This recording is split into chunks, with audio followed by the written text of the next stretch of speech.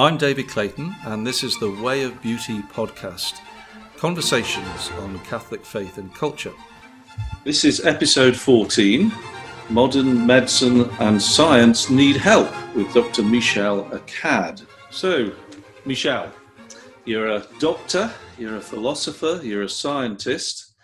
Now, I came across you because you teach the Philosophy of Nature and Philosophical Anthropology course for Pontifex University as part of the Master of Sacred Arts program, because I wanted artists to understand a little more deeply what it is they're drawing and painting, because that affects how you paint. Now, I want to go into an area that's slightly different today. I want to talk about how philosophy can have an impact on medicine and science, because I know this is something that you're involved in deeply. You blog, you write, you publish articles in philosophy magazines and in medical magazines, medical journals. So let's just begin with a very broad question, and then we'll just see where we go. First of all, how can the study of man, philosophical anthropology, if you like, how can that have an impact on medicine today, do you think? Why would it benefit a doctor who probably doesn't study man in this way generally to learn about St. Thomas, for example? Yeah, no, very good question. And I didn't know the answer to that question, except that I was encountering a lot of problems in medicine. And by reflecting on them, I recognized that those problems were, properly speaking, philosophical, that medicine itself, at least the way it understands itself and the way it's, proceeding with research and so forth, cannot provide the answers to the problems that it is confronting. So that was my impetus to study philosophy. It was a few years ago, and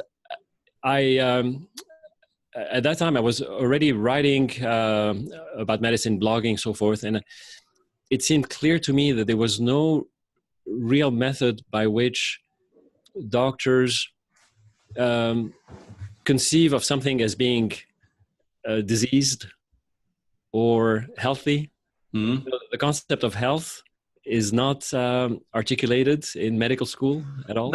Now that is staggering, that you'd think the whole purpose of being a doctor is to restore health, and you want to know what it is, and you're saying that it's not discussed. It's always described in illness, in a negative or something, is it? Or right, and not even that, and even the illness. I mean, it seems that it's what got me interested on this is I became aware and sensitized to the fact that maybe 10, 15 years ago, doctors were coming with guidelines to define high blood pressure.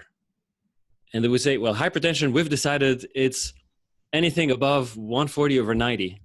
And then 5 years later, they would come back and say, no, we've changed our mind. Hypertension is anything that's above 135/this, and that seemed a little bit weird. Yes. If it's a disease, shouldn't it be something sort of objective? I mean, do we have to rely on a committee of doctors getting together? And then each time they would do this, millions of people would be all of a sudden either healthier or sick or, one or the other. And then it wasn't just high blood pressure. It was everything. It was cholesterol. It was obesity, right? You can pick a number, and then if you're above that number, you're obese. If you're below the number, you're healthy. All these things. And more and more, the more I looked, the more I could find this pattern of, disease by decree or by. I just thought of a money-making scheme for you, Michel. The new diet plan is just don't change your diet at all. Just wait until the definition changes. That's right. You get thinner. Correct. Or I would say, I would joke, I mean, if you want your hypertension cured, just move to Canada where the guidelines are different. So I, that's how I got interested. And I could tell that medicine, the academic medicine was not going to provide answers to those questions. And it needed a a fundamental rethinking about what health is. And then if you want to think about what health is, then you have to decide, reflect on what is man, right? What is man? But the whole thing has a history that maybe listeners to your podcast will be familiar with by now, because modern medicine, at least modern medical education, is predicated on a very dualistic understanding of man that goes back to Descartes, and goes back to the beginning of the modern period, where essentially man's soul, if you will, has been set aside as, something that's perhaps of interest to religious people or spiritual people. But then man's body is mechanical. It's a machine, and we're going to consider medicine as a technologically, if you will, as how do we optimize the functioning of that machine? And it's very embedded in medical education. It's when you do medical education, and that's the case not only in the United States but also elsewhere in the West. In fact, in Europe, that trend began in the 1850s, the middle of the 19th century. And then it was adopted in the US at the beginning of the 20th century, where you start medical school not by defining health or reflecting on the question of health, but you start medical school by studying anatomy and biochemistry, the building blocks of the human being, and how the pieces fit together like a machine, and then how the machine breaks down, and how to fix it.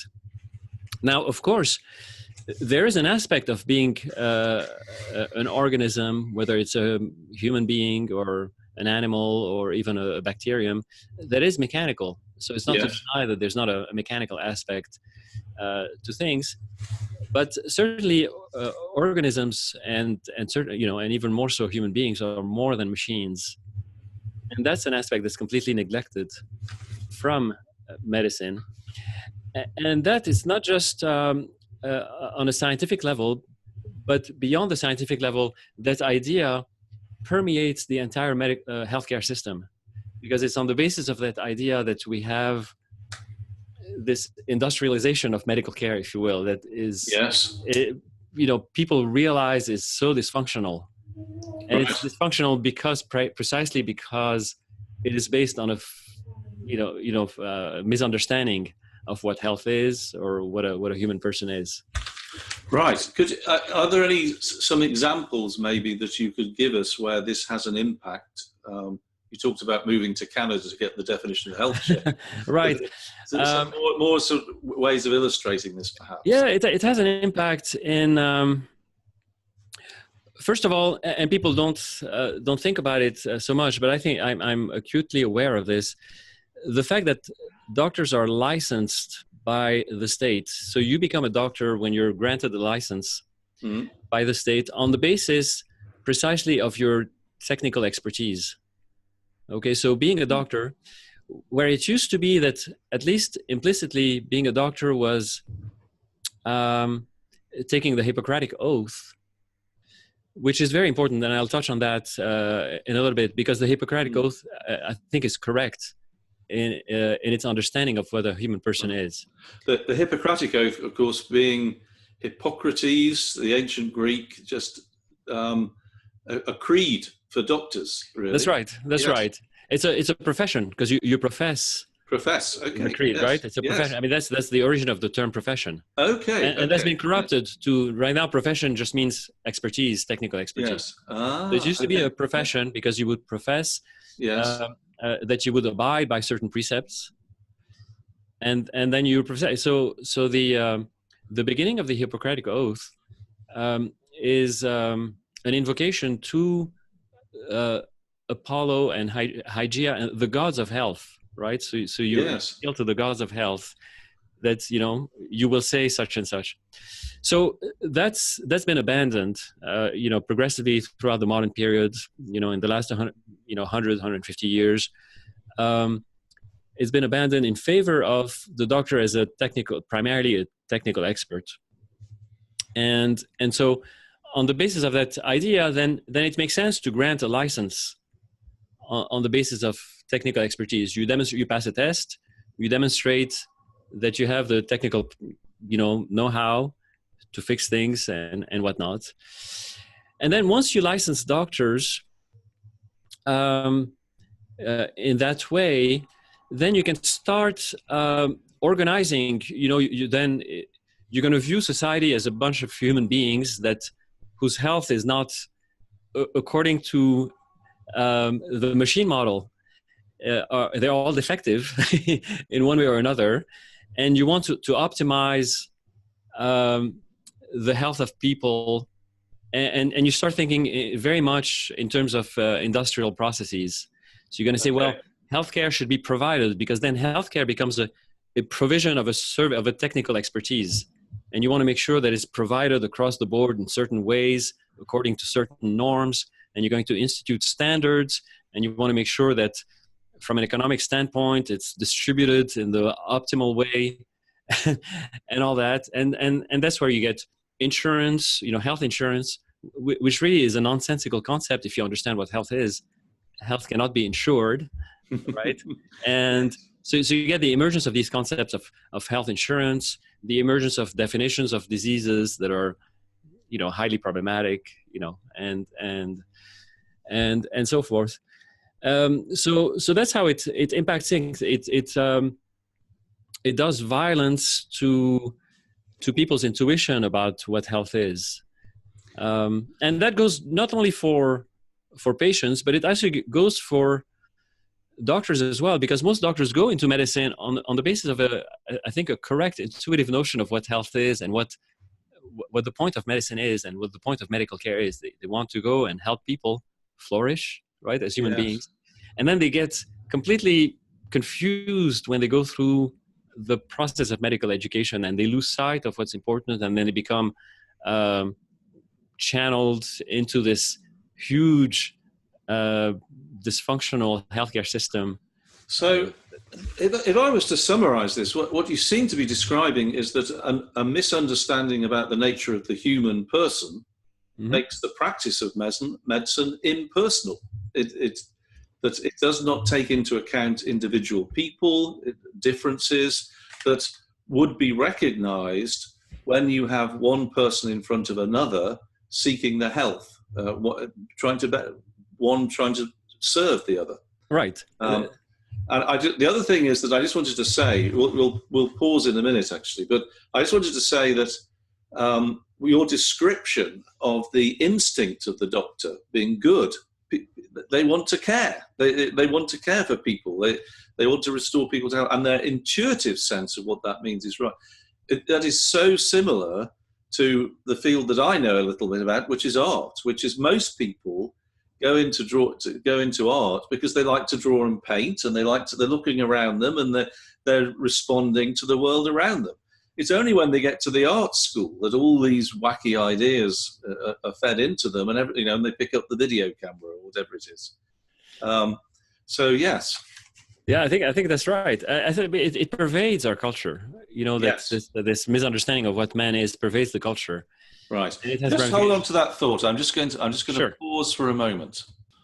All right, we're back. That was a very technical task needed to be doing. I had to run and go and get the power cord for my computer before the batteries ran out.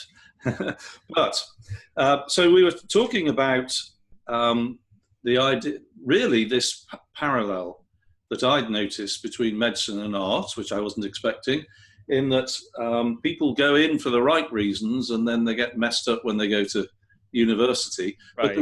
But the reason is the same. It's a wrong understanding of man and of nature. It's philosophical in art. And so just what you're describing. And the problem, so with medicine, not only is medicine a victim of this misunderstanding, but unfortunately it also perpetuates it. Because, we look to medicine and we look to doctors as a society to give us a proper understanding of man. Yes. And what health is, because health is essentially. And so So medicine really amplifies. Not only is it a problem, it's the same problem as in art, for you, but also it becomes a perpetrator of this misunderstanding and amplifies it, because people look to doctors for an understanding of what if they're unhappy, and now more and more things have become what we call medicalized. And so I just wanted to make that point. Yes, you're right. So it requires a philosophical reflection, which means a deeper understanding of what man is, and what man is in the context of nature, of the cosmos, because we also recognize ourselves, and science recognizes that human beings are related to other beings and other animals, and we're part of this whole creation, and in fact our constituents are natural, right? We're made of water and organic elements and so forth. They're part of us, and understanding how all that fits together requires a philosophical reflection. So that's what I embarked upon a few years ago when I wanted to find answers to those questions, and I think I've discovered many of the answers precisely as you mentioned in the introduction, in Thomistic philosophy, or Aristotelian Thomistic philosophy. Right. I just want to move now. We'll illustrate this further, I think, by talking more generally about science, because I know you're about to begin creating a series of instructional videos called Science Needs Help.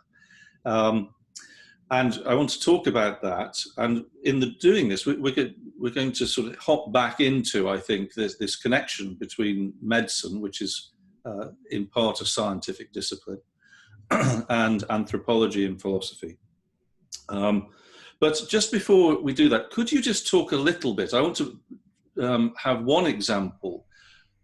You've written a book in a sort of Socratic dialogue, between an imagined dialogue between Socrates and the founder, I think, of population medicine, which is the field which covers just what you're describing, if I understood this right, where everything, you're not looking at people at all, you're just looking at statistics and trying to move bell curves in the population distribution, and that's the way that you treat them, and you introduce public policy to affect people's behavior. First of all, just tell us the title of the book and where people can find it, and what was the thrust behind that? If you can summarize that in a way that a non-expert could understand, sure, perhaps. Sure. Yeah. The book is called Moving Mountains, and the subtitle is a Socratic challenge to the theory and practice of population medicine.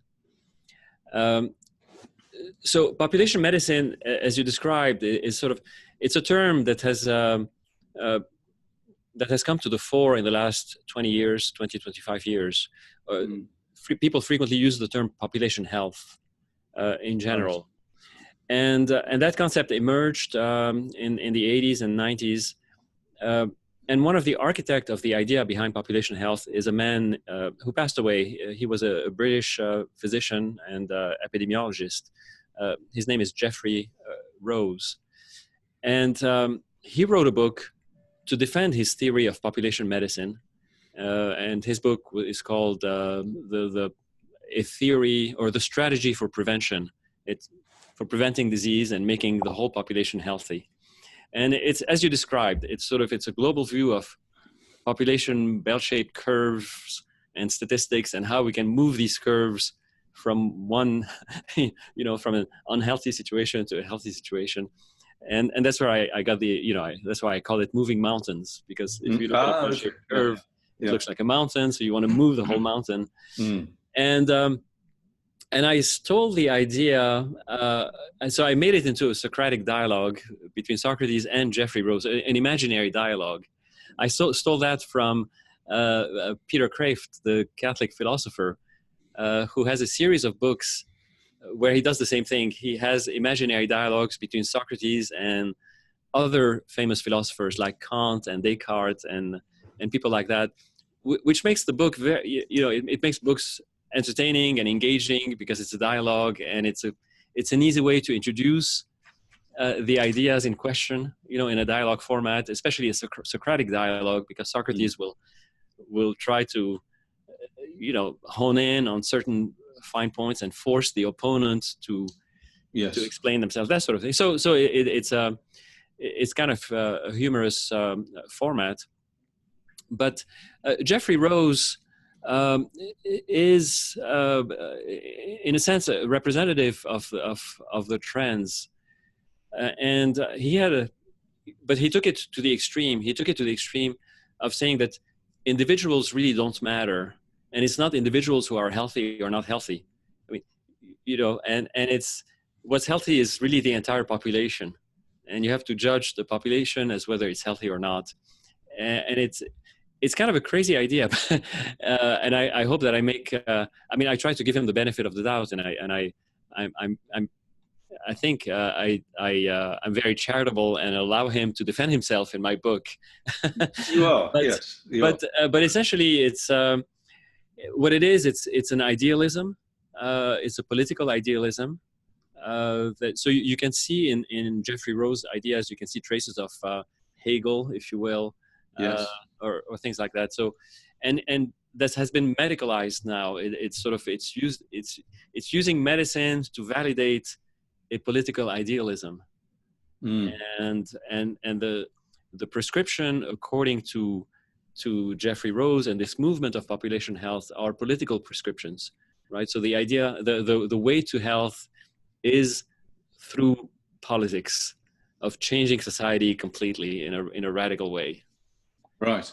Now, the thing that occurred to me when I was reading that is, just at a practical level, let's even imagine that the government introduces a policy, and I think you talked about an indicator, blood pressure as an indicator for heart disease. So what you assume is that if you move the whole bell curve to the left or something like that, then the chances of getting heart disease are much less in a proportion of the population.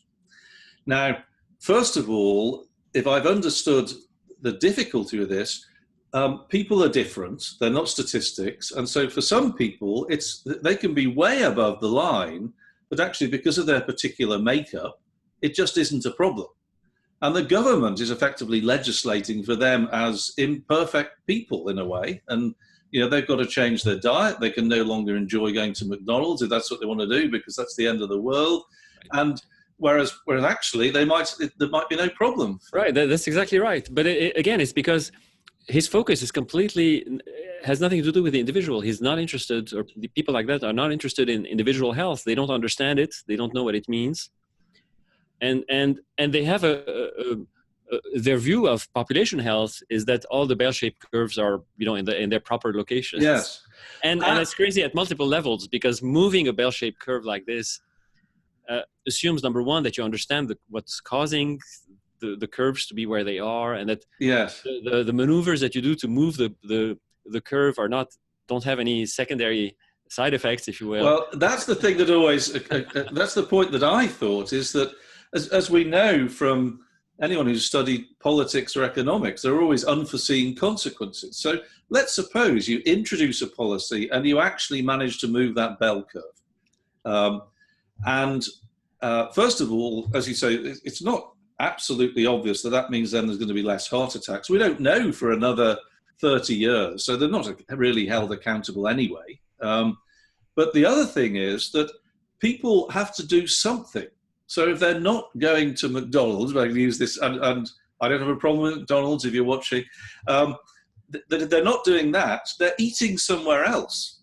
And you just don't know what impact that has on the people who are eating. So it might be that the particular combination leads them to do something even more unhealthy. Right, absolutely. And the problem with that is that it'll be a whole range of different activities that people do instead of the thing which has now been made illegal. And it won't show up on any bell curves because they're just adding a little tiny fraction.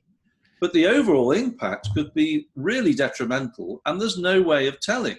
And I can imagine you get all of this anecdotal evidence from doctors that contradicts what the statistics tell you, and they will just then say, well, you don't understand. They will turn around and say that the person on at the ground level simply doesn't know what they're seeing. Right. No, you're absolutely right. In fact, we have some evidence of that. First of all, you're right. If they intervene in a certain way, they have no way of knowing if it's beneficial or not. I mean, but there may be.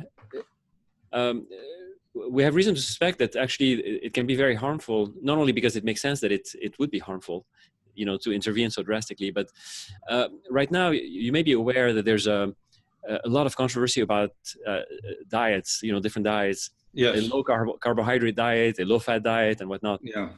So in the 1970s, there was a population-based intervention to introduce, to reduce, to modify people's diets in order to optimize outcomes and change the bell-shaped curve.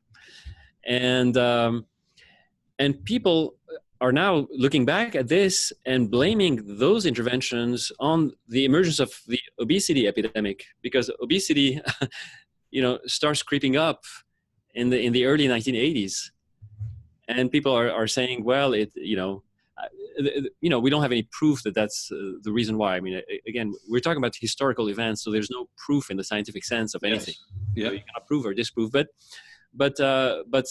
certainly that could be an illustration of one intervention causing something much more drastic and unanticipated, because you reduced fat in people's dietary habits. Maybe they compensate by eating more carbohydrates. Maybe that's what's leading to an obesity epidemic and that sort of thing. So yes, I mean it's a crackpot idea. It's really insane, but it's insane. But it's perpetuated because it has the veneer of scientific.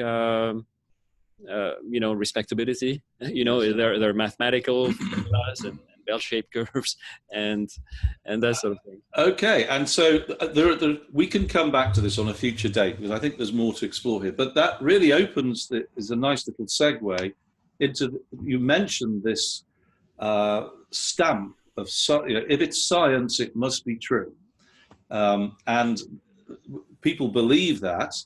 And therefore, everybody wants to get whatever they're saying labeled as science. That's my perception of what's going wrong. And therefore, you get a distortion of the scientific method. I see around me. I did science at university a long time ago. I studied physics at university. And I see descriptions just in the newspapers of scientific ideas being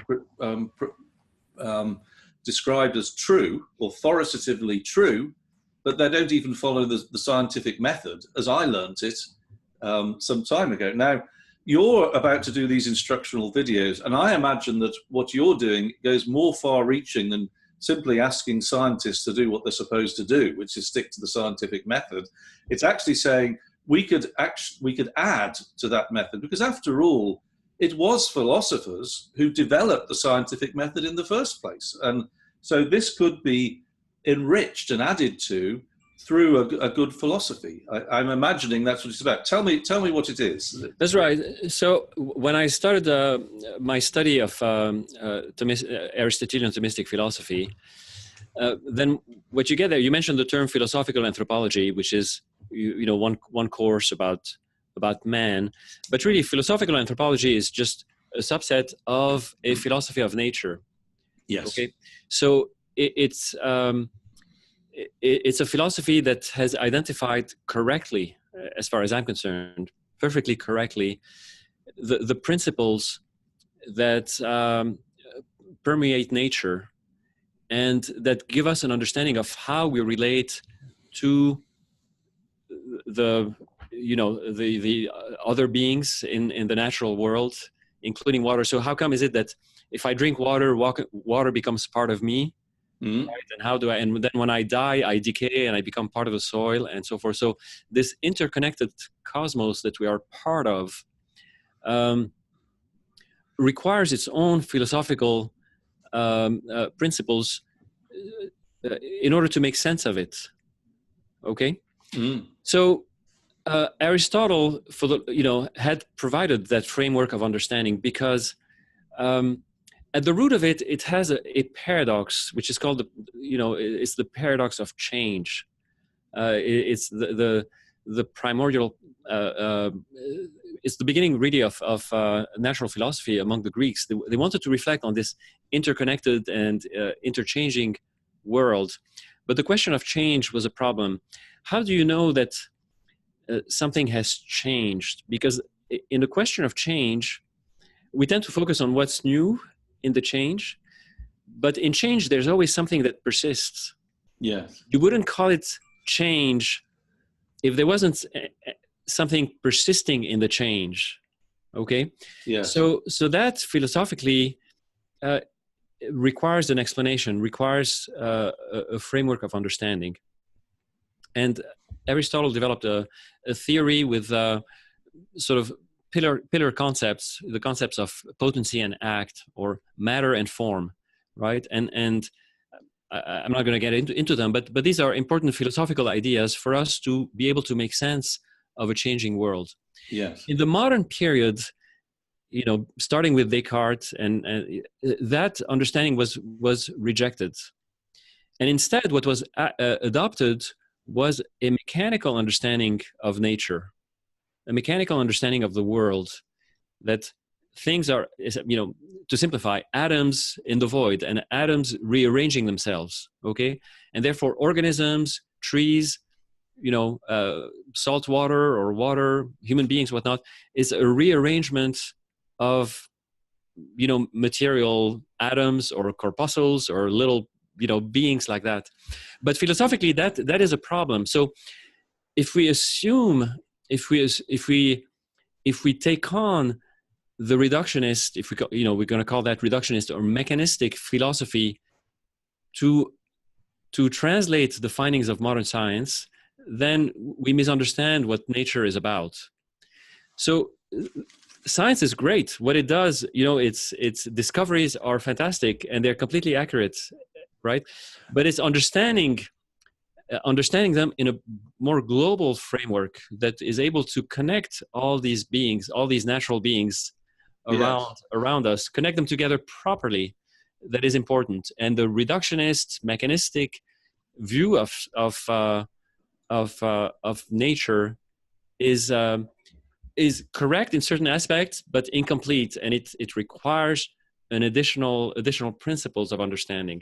Right. I'm just going to come in that because I think that point that you said is worth making very strongly. We're not here anti-science or anti-modern medicine.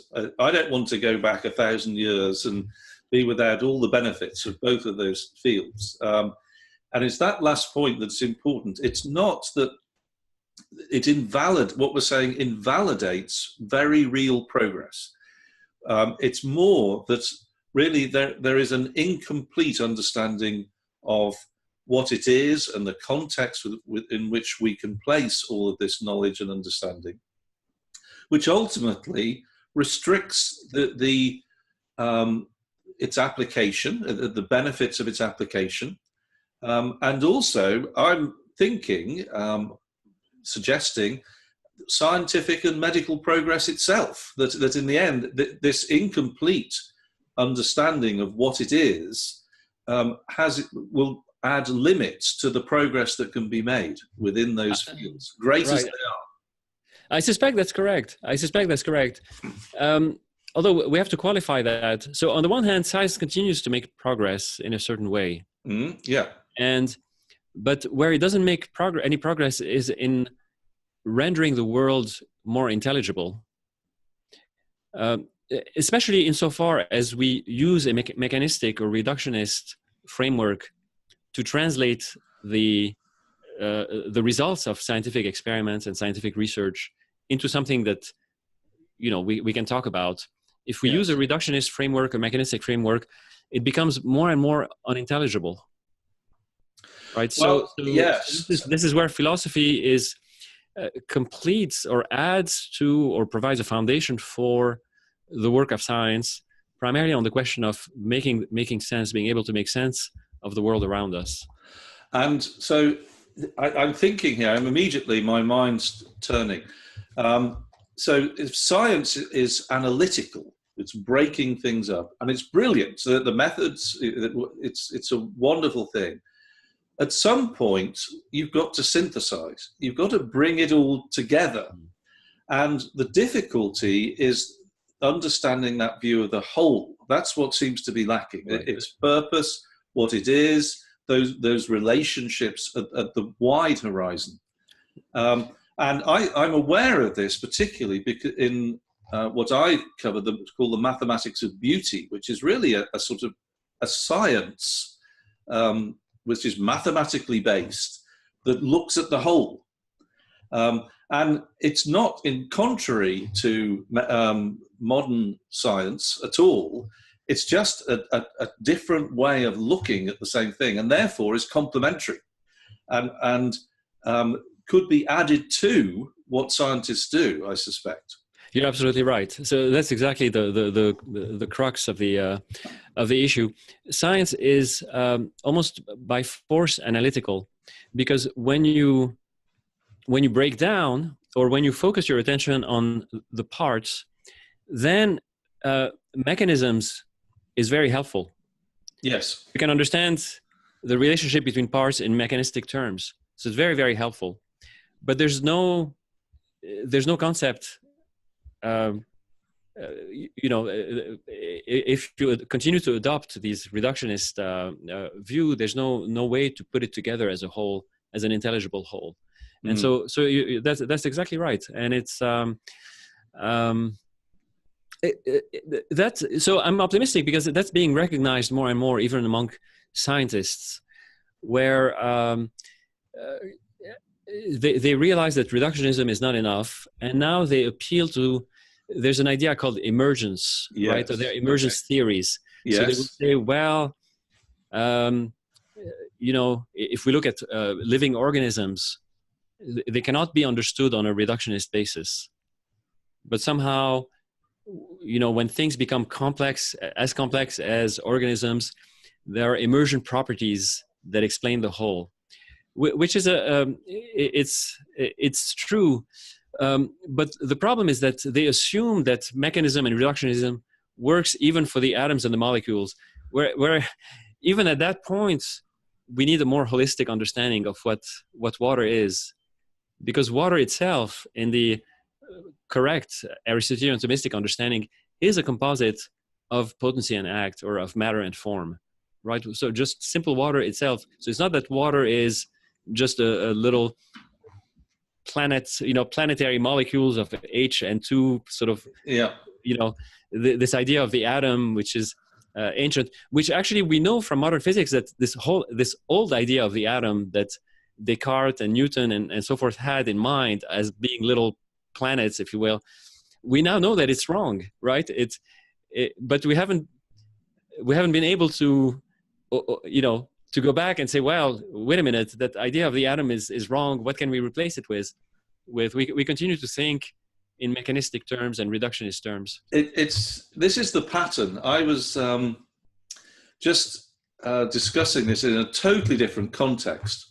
But it seems to be the general pattern in the world today, is that people are starting to realize that the way of describing, you can go into almost any academic field. I was talking about music, believe it or not, where people are, it's finally dawning on people what in the hallowed hallways of academia, that people can't stand modern music. It's finally they've realised this.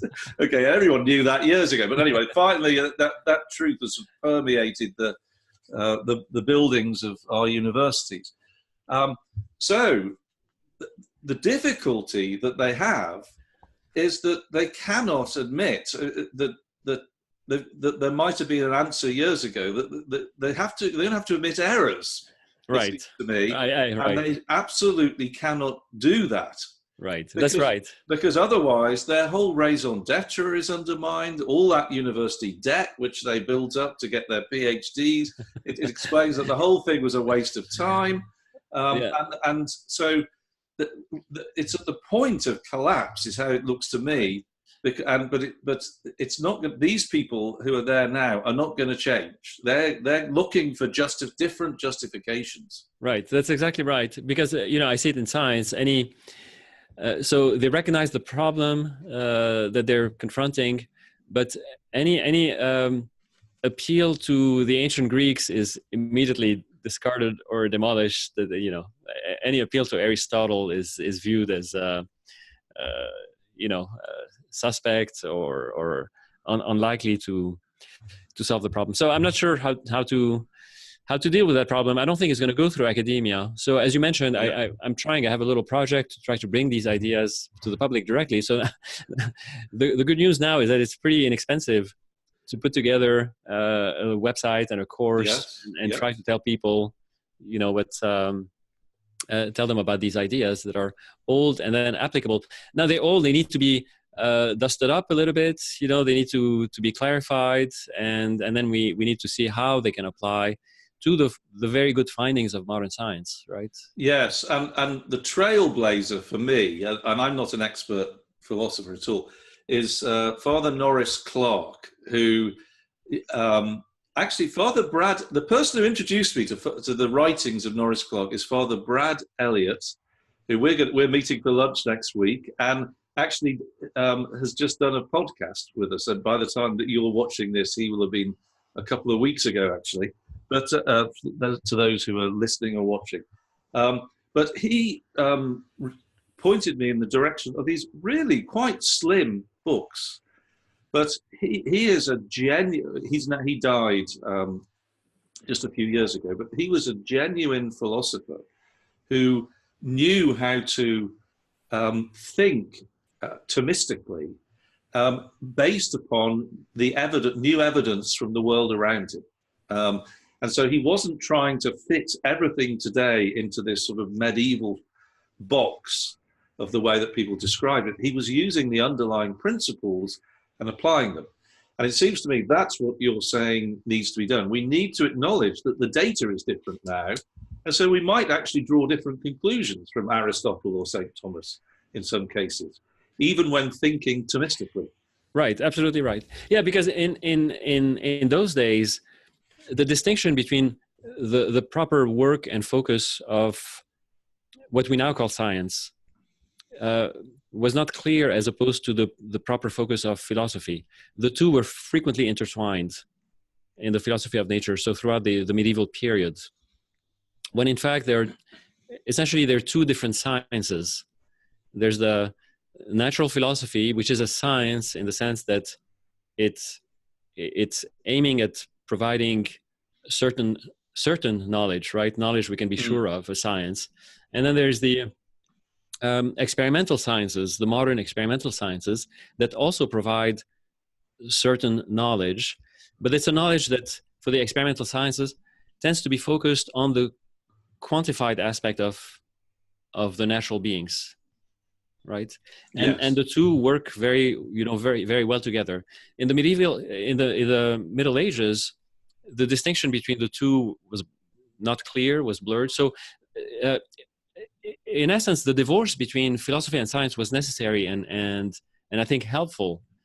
But there's been the separation has been acrimonious, and the experimental sciences have adopted a different philosophy by default, the philosophy of mechanism and reductionism, which they don't need and they can shed and take on the philosophy, the philosophy of nature, which is more appropriate to bolster and make the marriage between science and philosophy more fruitful.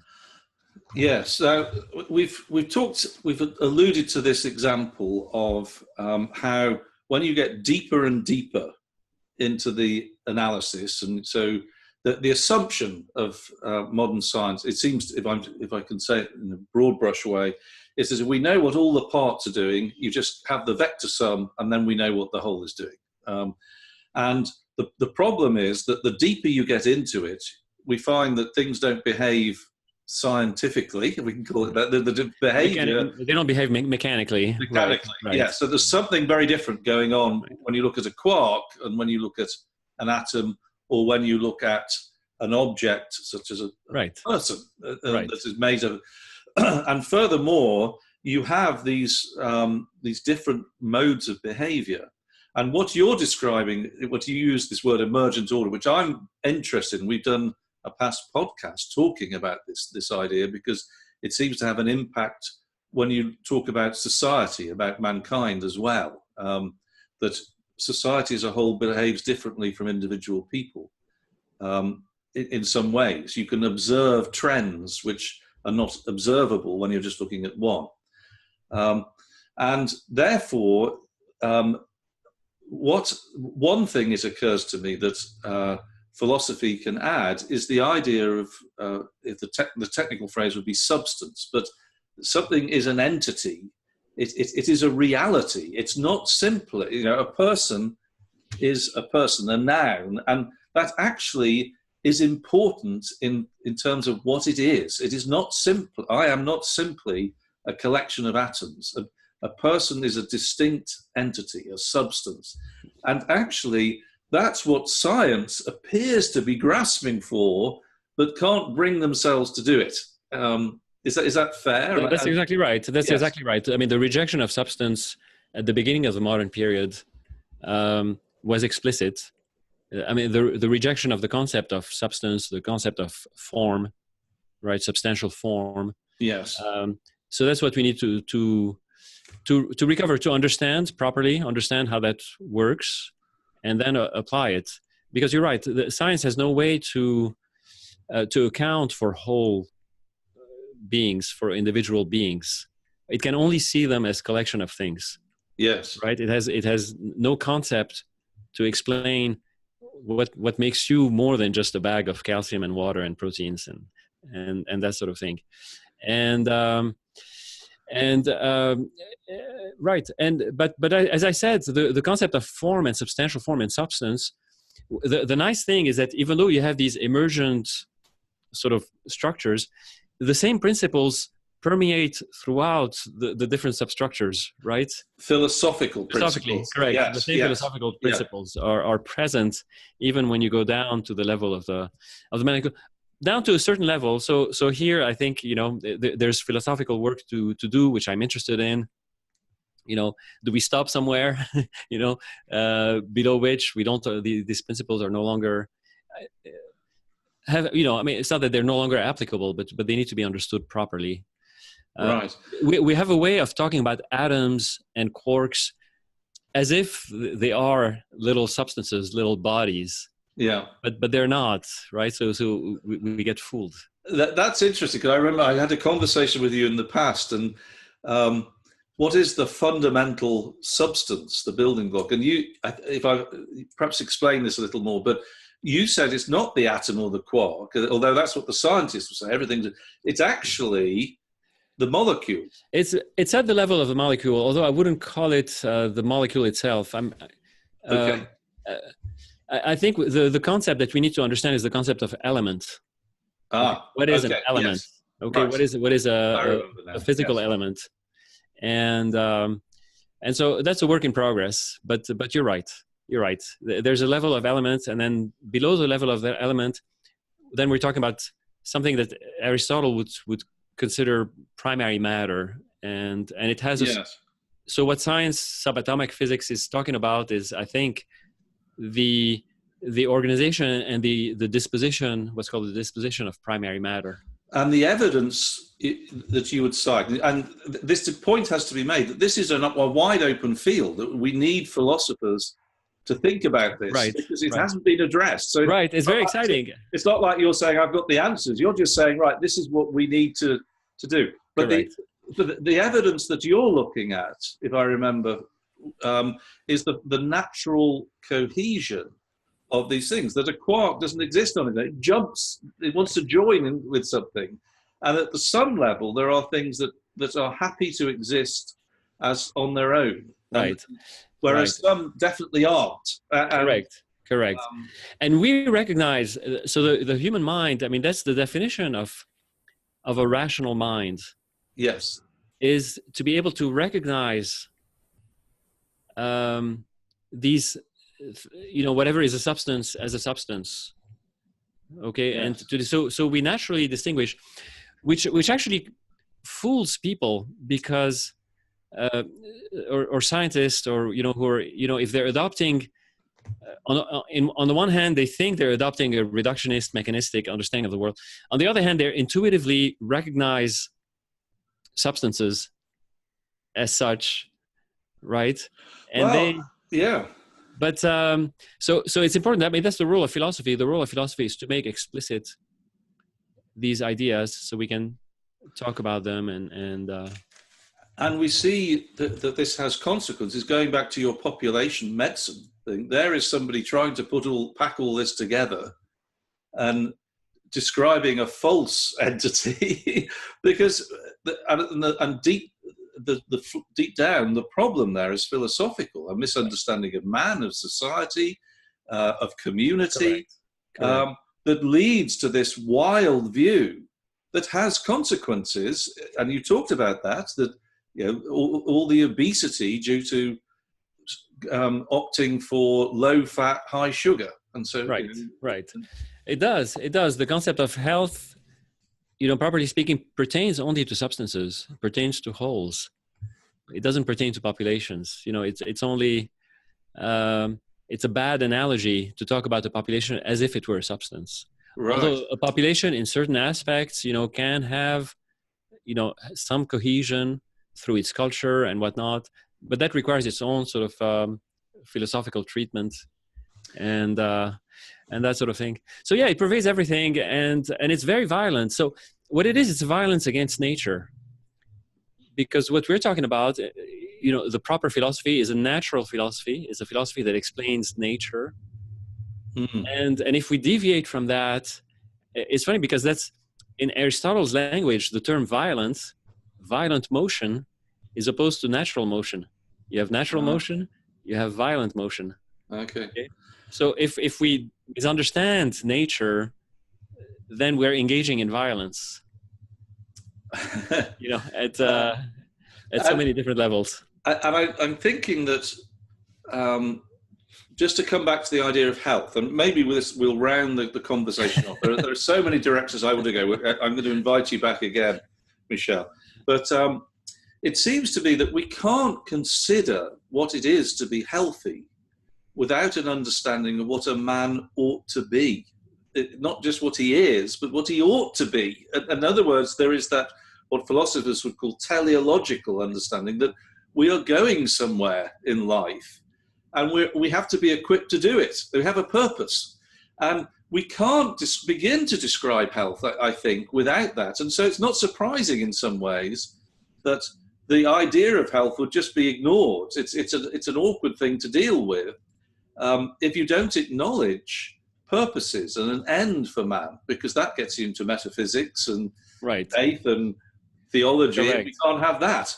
Yes, and then if you acknowledge that each person has a telos, as you said, or a purpose and whatnot, it restricts your ability to to manipulate that person or to use that person for your own purposes or to intervene. So you want to help. And when you help, meanings you want to allow that person to continue to flourish and pursue, the ends, the telos that they're meant to pursue. But instead, we intervene, we manipulate, we do violence. We do violence to persons. And with so much in the way that society is organized, it's very difficult for somebody in a centralized building, remote from people, to know what's good for me. Whereas you, as my doctor, can look at me and say, no, that's not good for you. Right, exactly. Yes, that is, because you know me. Because while human beings do have a general end, each person, we understand that through the particular, and everybody has a unique path towards that. And if we don't acknowledge that, we're in deep trouble, I think. I agree, but it's so not only does the central people, the people in the central office don't have the knowledge. That's true. I'm just concerned also that they don't really care. I mean, I think maybe not all of them, but some of them. I mean, it's the conflict between power and love, right? Yes. Power wants the central office, and because it can dominate, whereas love will recognize that it's caring our personal relationships. Yes. And are done. It's mediated locally from person to person. And again, this is not pointing fingers at faceless bureaucrats and saying they're all evil over there. And this is about human nature. Everybody is part good, part bad. Correct. And if we're not in a role that's natural to help, inevitably there is a distortion in our motives in what we do. And it would happen if I was there. Correct. That's right. And then to go back to your broader point about, so it's if the culture has a misunderstanding about man, then it makes sense to try to, the population health approach has a prima facie plausibility, right? Yes. You don't think about it. So it's, you're right. I'm not trying to, I don't want to paint the bureaucrats as evildoers, and many, most of them are not. But some of them may be not evildoers, but there's a certain attraction to being in a place where you can, do policy and affect, the whole society. All right. I think just let's finish on a note. You mentioned that you could talk a little bit about beauty and medicine, and this is the Way of Beauty podcast. So why don't we just close on that? Sure. I've been listening. Your episodes are so wonderful. I've been listening to them. I just wanted to say a couple of things. One, in fact, I don't know that it was not in an episode. It was something you shared with me. There's some studies showing that patients do better in a beautiful hospital, right? Yes. It's a hospital. Yes. And that makes sense. We have an intuitive sense that that's correct. And I'm glad empirical studies are validating that notion. But to go back to your mathematics of beauty question, and how does that pertain to medicine and health? I think the way it pertains, so medicine is not mathematical in that sense, because medical care is about relationships. Yes. But it is in the sense that you talked about the number three, the Trinity, right? The number three, because the relationship between the doctor and the patient is not a dualistic relationship. Because if you only consider it in a dualistic relationship, then it becomes a power struggle.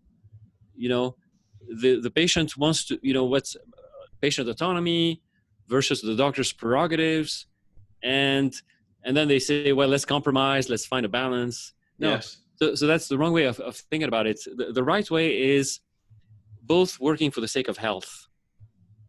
Okay, so health becomes the triangle in that relationship, right?